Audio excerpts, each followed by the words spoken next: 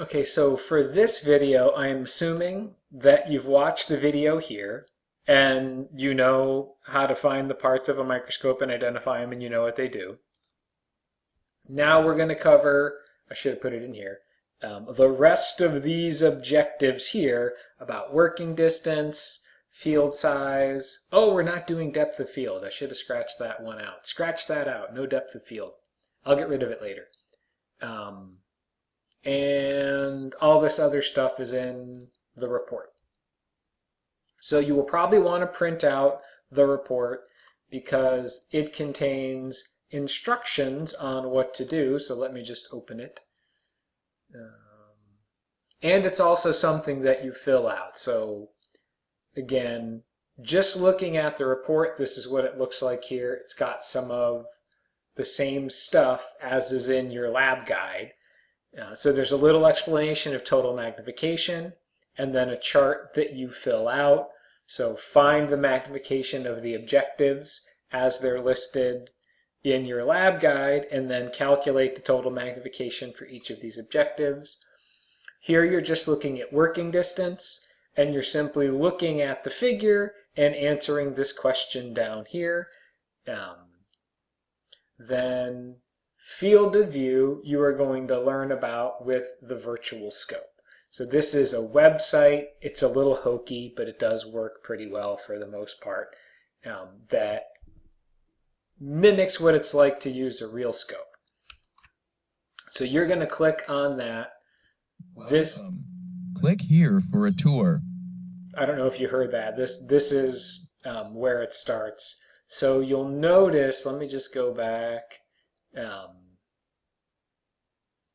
Yeah, so when you click there, you are going to be doing the letter E, and you are going to be working with, where does it say it? The cheek scrape. Oh, it's further down. Here it is. Take pictures of the cheek scrape. Oh, that should be two E's. Whatever. Whoops. Don't want to save it. This is so sloppy. So fill that stuff out, open this, and then you are going to be doing what I'm doing with a different slide. So if you click here, you can get closed captions if you want them. One thing I should note, if you ever get lost in all of this, you can just hit the refresh button. Welcome. Click here for a tour. And it starts over. It resets everything. So you hit Start Tour. This simulation works very much like a real compound microscope. To succeed in getting a specimen into view, follow this sequence of steps. The checklist will help you keep track of steps you have completed. First, turn on the light. Click here to learn how to do this. I'm going to run through this. Turn on the light by using this switch. Then adjust the rheostat all the way to 10. Any additional light adjustments should be made using the iris diaphragm lever. Click here to learn how to select a specimen. On the real microscope, you need to open the spring-loaded clip and fit the slide neatly into the corner of the slide holder. Then release the clip. For the simulation, all you need to do is click on the desired slide. Select a slide now, and then click here to learn how to set the scope to low power. I'm going to pick onion root tip. When you do it, you're going to pick the letter E and then the cheek smear. So I picked a slide. Turn the ocular housing to select a lens. So, and whichever one here is red. Although it is not obvious from this angle, the lens in this back position is the one that is in the light path. Turn the ocular housing now to set the blue 4X lens into position. Then click here to learn how to move the specimen into the light path. As I was going to say, if you forget what you're supposed to do next, just click where it's red. Move the slide in a forward-backward direction by turning this knob. Move the slide from side to side by using this knob. Continue adjusting until the specimen is centered over the circle of light. Then click here to learn about focus adjustments. So there, now it's centered there. Using this is just trial and error. You'll get used to it. There are two focus knobs. The coarse focus knob moves the stage rapidly. The fine focus knob moves it very slowly. Right now, what you want to do is use the coarse focus to move the stage as high as it will go. Do this now. Then click More. There's more. At this point, you are ready to look through the microscope for the first time. Click here to continue. And you'll notice that it's keeping track here of everything I've done. So you can keep this checklist open when you're working on other things, and it'll tell you forgot your fine focus or you forgot to center your image. If you look at that, you'll see what you've missed. You can use the Switch Views button at any time to go back and forth between looking at the microscope and looking through the microscope. When you look through the microscope for the first time, you will most likely need to adjust the oculars. The goal is to get the two circles of light to merge into one. Click here for a demonstration. There you go, now you've got one. That's what you do. I think then you hit next. Oh, did I screw up?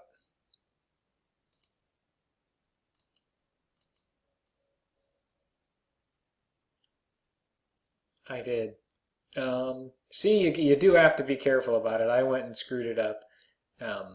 So then, well, this would be a good time for me to reload the whole thing. All right, I am not going to reload it because I don't feel like doing this video again. But what they're going to tell you to do is do your coarse focus, and you click on that till it comes into view, and your fine focus till it gets even better. There, now our fine focus is good.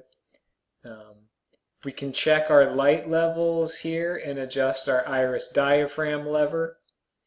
And then we want to center our image. And by centering, they mean get this red circle here in the center. So you're gonna, whoops, click. And when you're doing this, you want to note what happens when, there we go, close enough. Which way does the specimen move when you click to the right? Which way does the specimen move when you click to the left? That tells you something about the orientation of what you're viewing versus what's on the slide. So we've centered it. The next thing we can do is increase our magnification. So then we're going to go, I went too far, 10x. We want to adjust our light levels with the 10x objective. It lets less light in, so we need to open this diaphragm here. And then we need to fine focus. So we're going to fine focus. Oh, I went in the wrong direction, didn't I? No? The focusing is just trial and error. You never know whether you need to go up or down. You just start messing with it. If it gets clearer, you keep moving in that direction. If it starts to get fuzzy, you move in the other direction. But now looking over here, we've done everything. So we've done, oh, I went all the way up to 100. This thing is really sensitive.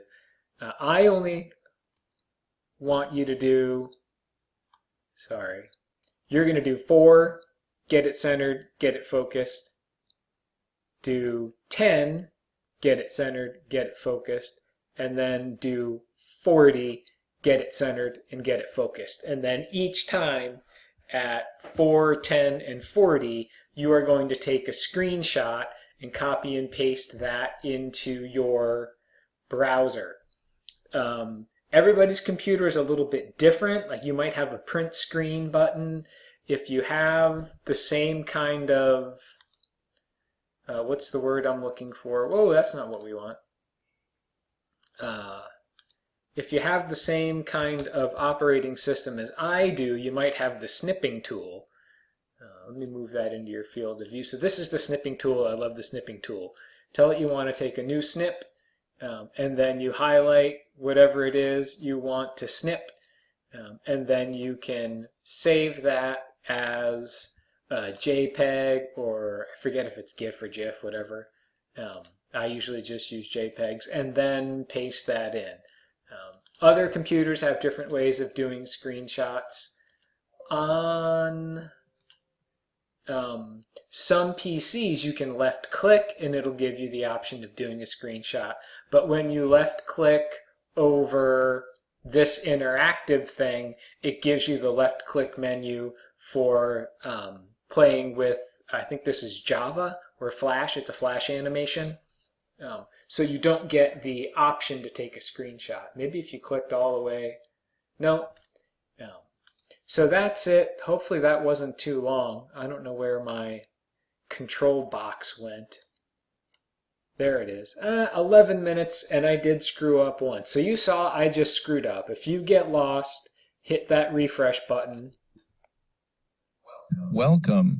Click here for a tour. And you can always start back at the beginning and reset it, go through the tour again, or just click that and work on your own, but work from a freshly reset computer. So you just do that, right? Where'd your... So you answer this question, you answer that question, you follow along, you answer these questions here, then you take your E screenshot and put it there. 10x, 40x, 2 more pictures there. Yes. Then you switch to the other slide, and when you're doing that, I didn't show you how to do that, but you can just put a slide on and then take a slide off, so when you go to do the cheek smear, you're just going to drag the cheek smear on after you've pulled the E off. That's it. I hope that wasn't too confusing. It's late in the day. I'm getting a little loopy.